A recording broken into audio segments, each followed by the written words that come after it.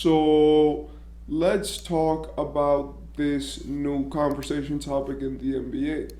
People are now, talking about what happened with the major awards where you have to play your 65 games. And this has caused, honestly, some drama recently with some people speaking out about this. The first person who I saw was Draymond Green, which was standing up for Joel Embiid, basically saying like, "Hey, look, Joel Embiid is amazing and he deserves the MVP, but he has to go and play through the injury just so that he could actually get the MVP award."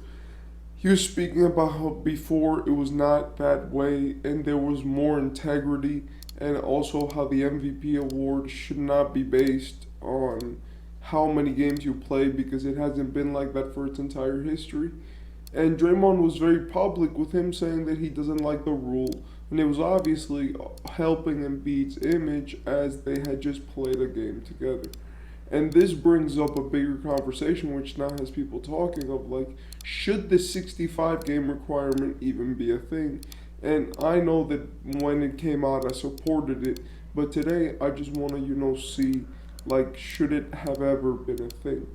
The 65 game requirement is something that they put in the last year's CBA, and they basically said like, hey, now to win any major award, not named maybe the teammate of the year award and like the tight and the giving back award, like apart from those weird awards that the NBA has, or honorary awards, the big awards like the defensive player of the year, I think all NBA teams too to be selected into all NBA teams, and the MVP, and all of these big awards now need 65 games. You need to be able to play 65 games to do it. And it's hurting a lot of teams because you see a guy like Luka, which honestly Luka doesn't have the shape, to be playing 82 games because let's face it, he's a product of the modern generation, and he plays all these games just so he could get the MVP.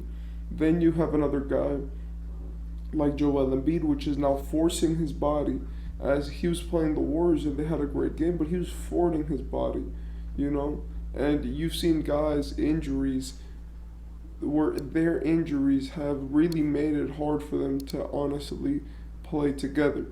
One of the best guys at playing every single game this season is Nikola Jokic. So now the question is, if Joel Embiid can't play through all the injuries, can he still play enough games to win the MVP or at least be, in the minimum requirements? It's obvious that Joel Embiid is probably not winning a lot of championships in his career, and the only reason why I say that is because even if he's good in the playoffs, he always conforms with less, plays worse, and is kind of afraid of stepping up to the big moment. But in the regular season, he's a monster. So, in my opinion, when we look at a guy like Embiid, right, and we look at what his accomplishments are, it would really benefit him if he won a lot of MVPs. The reason why I say this is because Embiid is a monster. And when you look at his career, if he would have never won the MVP, he probably would have been forgotten in the future. Like, without any major awards, it's hard for people to remember who someone was. So Embiid making his statements in the regular season is even better than just, having 0 rings and a few All-Stars and being the best player of the world. Because I do believe that with this 65 games rule, there is a problem. And the biggest problem is that your NBA and the way that it's done is not promoted to play all those games. Like, people in this era don't play as many games as they used to. And now basically you're going to probably suffer where some of your best players in the league are going to try to force their bodies to play all the games, but they can't because it's too straining. A guy who I really want to talk about is a guy like LeBron. He's played 44 games, right? And the Lakers this season have played 49. So that means he's already lost at the halfway mark out on 5 games. He's injured up until February 1st. And now you see that he is one of the players which he might not get All NBA just because of these new rules. I do believe that it does work, and I think it is valid to do this. The only reason why is because we see that LeBron this season has played 44 games in 49 that he's played, and at this pace he will probably play around 70 games. And with this being said, it is working to get more people to play more games in the NBA. I believe that those awards are something that can't be avoided. I'm sorry, but they're the most important thing for an NBA career, and especially for a guy like LeBron, which he has records to break. So even however he needs to get it, because those All Stars are going to keep coming. But when he gets 21 All NBA teams, it's going to really freak people out, and it's going to be a stat that's going to be very hard to break. I do believe that with this new CBA, there is implications of some like they're mistreating injuries. I think that injuries are great in terms of the fact that they greatly affect the team, and they really have implications that could mean like that your career's ending, but you won't win an award because you didn't play the amount of games. This has been the argument that a lot of people use to go against this, as it's become a big talking point for these teams where it's like, hey, like we don't have nearly enough, time to rest this player, let them heal from an injury, and give them enough games to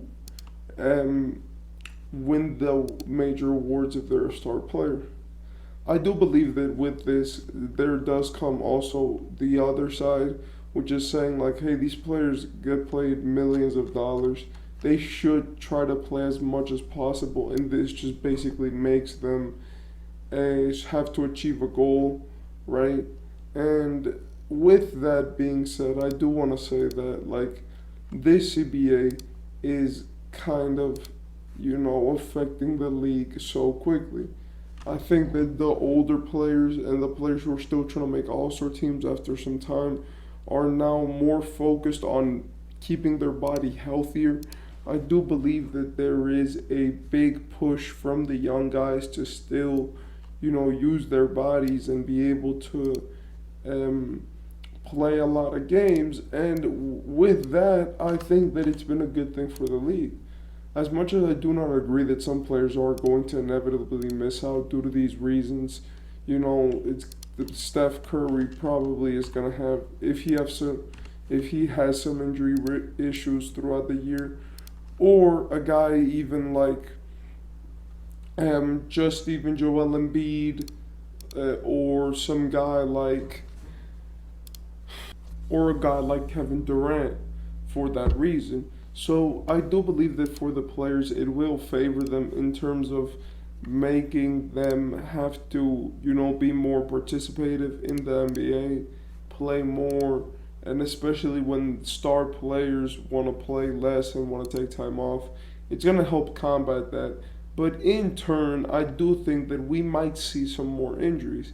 I do like what the league is doing, honestly, because this is the first time where I do feel like every team has their star healthy. There's no guy that's out for the season. The only guy that's been really into a lot of injury is LaMelo, but I do think that he is recovering and he's getting better. But like guys like Kawhi, Paul George are playing a lot of games. You have other guys like Anthony Davis, which I think he's barely missed a game this season. And guys which on the other seasons were maybe doing it to, great players which in other seasons had this leverage, I think it is helping to combat against that. With that being said, I think that this is kind of interesting in terms of load management and what it's doing. And I think that honestly, it's kind of been helping at least the product of the NBA be better in that sense.